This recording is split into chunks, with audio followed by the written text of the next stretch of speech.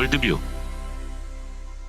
아드폰테스 경제 문제는 시장 경제 원리로 김승우 경제는 경제 원리에 맡겨야 한다는 생각의 기원 경제는 시장에 맡겨야 한다는 생각은 비교적 최근에 등장했습니다.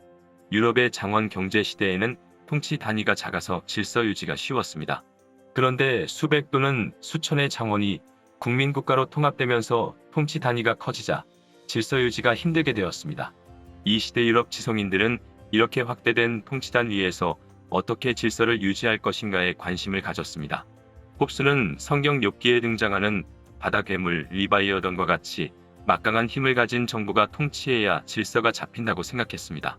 그러나 자유주의자들은 정부가 강제하지 않아도 인간 내부의 질서 유지를 가능하게 하는 힘이 있다고 생각했습니다.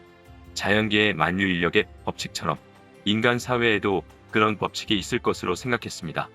유럽 대륙에서는 인간에게는 이성이 있으므로 자유로운 질서 유지가 가능하다고 생각했고, 영국 스코틀랜드에서는 사랑과 같은 도덕 감정이 인간에게 있으므로 질서가 가능하다고 생각했습니다. 스코틀랜드 계몽주의자 중에 한 사람인 애덤 스미스는 이러한 질서를 가져오는 힘의 원동력으로 공감이라는 도덕 감정을 강조했습니다.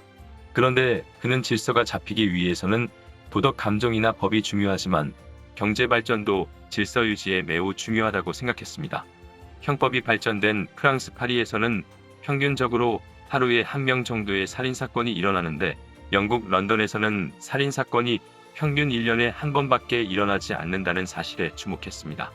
당시 유럽의 중심이었던 파리가 런던보다 살인사건이 300배 이상 발생하는 이유가 무엇일까 생각했습니다. 프랑스에는 나폴레옹 법전이 완성되어 훌륭한 법체계가 존재했고 엄하게 법이 집행되고 있었습니다. 그런데도 파리에서 그렇게 살인사건이 많이 일어나는 것을 보면 법과 도덕만으로는 질서 유지에 한계가 있다고 생각했습니다. 그래서 애덤 스미스는 질서가 유지되기 위해서는 남의 힘에 의지하지 않고 스스로 살아갈 수 있는 수준의 경제력을 가진 사람이 많아야 한다는 사실을 깨달았습니다. 그래서 경제를 발전시킬 수 있는 원리를 모색했고, 그 결과 국부론이 탄생했습니다. 이 책으로 인해서 애덤 스미스는 오늘날 경제학의 아버지라고 인정을 받고 있습니다. 즉, 경제가 발전해서 생계 문제가 해결되고 도덕 감정이 회복되면 정부가 강제하지 않아도 사회 질서가 잡힐 수 있다고 생각했습니다. 이후 고전학파 경제학자들은 시장에는 보이지 않는 손이라는 가격의 자율조정 기능으로 경제의 과부족 문제를 해결할 수 있다고 주장했습니다. 그리고 정부는 시장이 원활하게 작동하기 위한 법 질서만 유지하고 가능한 시장에 간섭하지 않는 것이 바람직하다고 생각했습니다. 경제도 정부가 개입해야 한다는 생각에 확산. 그런데 문제가 생겼습니다. 경기 변동이 발생해 경기 침체기에 많은 사람이 도산하고 빈부격차가 확대되었습니다. 공산주의 이론이 등장해 이러한 경기 변동은 자본주의 때문이라고 주장하면서 자본주의 자체를 악으로 규정했습니다. 1917년 소련에서 볼셰비키 혁명이 성공하면서 공산주의는 동유럽으로 확대되었습니다. 1949년에 모택동이 장개석을 물리치면서 공산주의는 중국과 북한으로 확장되었습니다. 마침내 냉전 시대가 열리면서 경제를 시장에 맡기지 않는 나라가 많아졌습니다. 자본주의 진영 안에서도 고전학파가 주장하는 경제 이론에 의구심을 갖기 시작했습니다. 1929년 미국에서 시작된 대공황으로 시장이 스스로 불균형을 시정한다는 생각에 의심을 품기 시작했습니다. 1936년에 케인즈가 고용, 이자 및 화폐의 일반 이론을 발표한 이후 정부가 시장에 개입해서 경기를 조절해야 한다는 생각에 많은 경제학자가 동의했습니다.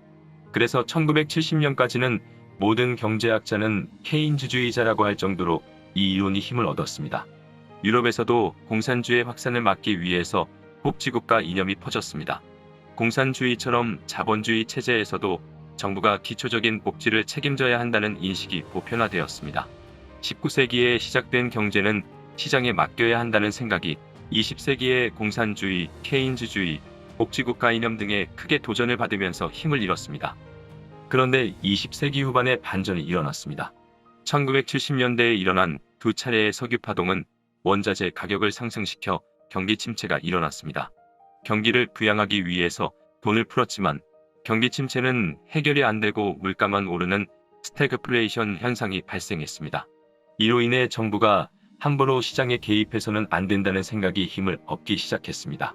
정부는 경제 체질을 강화하고 시장 질서를 확립하는 일에만 힘을 기울이며 나머지는 시장에 맡겨야 한다는 주장이 강해졌습니다.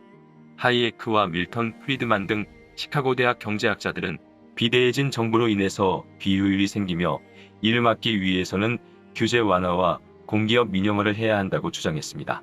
대외적으로 보호무역을 철폐하고 자유무역을 확대해야 한다고 했습니다. 1980년대 영국의 대처 수상과 미국의 레이건 대통령은 이 이론을 정책에 반영했습니다. 이에 반대하는 측에서는 이들에게 신자유주의자라는 이름을 붙였습니다.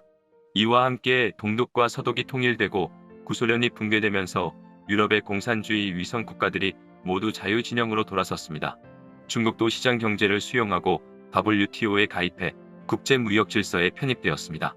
그리하여 전 세계의 자유무역과 규제 완화가 크게 확산되었습니다.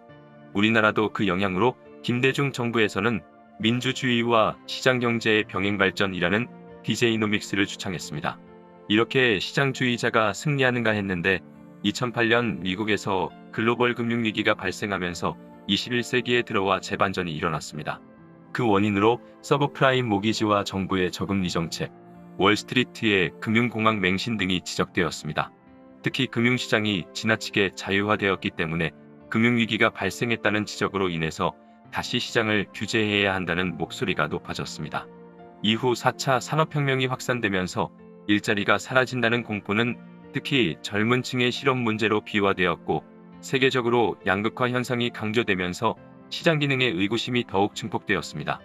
게다가 지난해에 전 세계를 휩쓴 코비드-19 팬데믹은 정부의 통제와 간섭을 더욱 합리화했습니다. 기독교계의 생각. 성경은 정부의 시장 개입에 대해서 어떤 입장을 지지할까요? 어느 주장이 성경적 세계관에 더 부합되는지 성경 구절로 직접 판단할 수 없습니다. 크리스천 경제학자도 양측으로 나뉘어 있습니다. 심지어 마르크스주의 경제학을 지지하는 크리스천도 있고 중남미에서 시작된 해방신학을 수용하는 크리스천도 많습니다. 신학에도 다양한 부류가 있으니 크리스천 사이에 정부의 시장 개입에 대해서 견해가 나뉘는 것은 당연합니다. 다양한 의견이 있지만 기독교 전통이 강한 서구 문명이 시장 경제를 통해서 오늘날의 경제 번영을 이룩했다는 것은 대체로 수용합니다. 개인의 자유와 창의가 인간의 잠재력을 발휘시켰으며 시장 경제가 가장 효율적인 사회 시스템이라는 사실은 어느 정도 인정됩니다. 그러나 인간이 만든 어떤 체제도 완벽하지 않습니다. 시장 경제도 여러 부작용이 있어서 최선은 아니지만 그래도 차선은 된다고 합니다. 또는 시장 경제 외에 다른 대안이 없다라고도 하는데 이를 줄여서 TINA라고 부릅니다. 다만 경제 발전과 함께 뒤따라온 상대적 빈부격차의 문제, 환경의 문제, 경제 정의의 문제 등에 대해서는 의견의 일치를 보지 못하고 있습니다. 경기 변동이 자본주의 때문에 생겼다. 자본주의 때문에 환경이 파괴되었다. 자본주의 때문에 빈부격차가 더 커졌다. 자본주의는 정의롭지 못하다 등 많은 비판이 있고 이에 동조하는 기독교인도 많습니다. 반면에 경기 변동은 자본주의 때문이 아니라 자급자족 대신 상품 경제를 채택했기 때문이다. 오히려 자본주의 선진국들이 환경 문제에 더 잘 대응한다. 자본주의는 가난한 사람을 더 가난하게 만든 것은 아니다. 등의 여러 반론이 있으며 또한 이 견해를 지지하는 기독교인도 많습니다. 어느 견해가 더 성경적인가를 가지고 고민하고 토의하고 진리를 알아가려고 노력해야 할 것입니다. 오늘날 북한 등을 제외하고는 세계 어느 나라도 자유주의나 공산주의라는 어느 한 극단의 경제 체제를 선택한 나라는 없습니다. 혼합된 형태로 경제를 운영하면서 국민이 어느 정당을 선택하느냐에 따라 친시장적 정책이 선택되기도 하고 정부 역할이 증대되는 정책이 선택되기도 합니다. 한국의 상황. 우리나라의 경우 김영삼 정부는 세계화를 강조했고 김대중 정부 역시 자유주의 흐름에 동참했습니다. 노무현 정부는 친노동 성향을 지녔고 부동산 문제 해법에서는 좌파로 분류되지만 한미 FTA를 성사시키는 등 친시장적 정책도 폈습니다. 이명박, 박근혜 정부는 우파로 분류되지만 상당 부분 반시장적인 경제 정책도 펼쳤습니다. 반면 현재 문재인 정부는 신노동, 반시장, 반기업 등 일관성 있게 좌파 경제 정책을 시행하고 있습니다. 사회적 약자를 배려하고 공정과 정의를 이룩하겠다는 현 정부의 목표에 반대하는 기독교인은 없습니다. 다만 그 목표를 위해서 선택한 정책이 시장경제 원리에 부합되지 않기 때문에 효과가 없다는 지적이 많습니다. 경제 문제는 의욕만으로 해결되지 않습니다.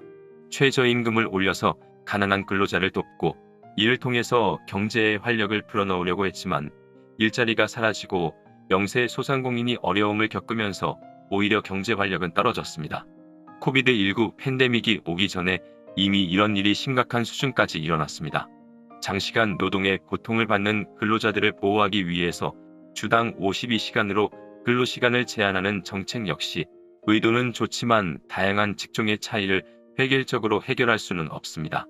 그로 인해서 많은 부작용이 나타나기 시작했습니다. 일부 악덕 기업인의 횡포를 막는다고 모든 기업인과 기업을 잠재적 범죄 집단으로 규정하는 것도 적절한 방법이 아닙니다. 정부의 공권력만으로 복잡하게 얽혀있는 시장에 모든 시장 참여자를 규제할 수는 없습니다. 당연히 정부는 불법을 막고 질서를 잡아야 하지만 수단이 부적절하면 더 큰 부작용이 발생합니다. 이것은 이미 20세기 공산주의 실험을 통해서 인류가 경험했습니다.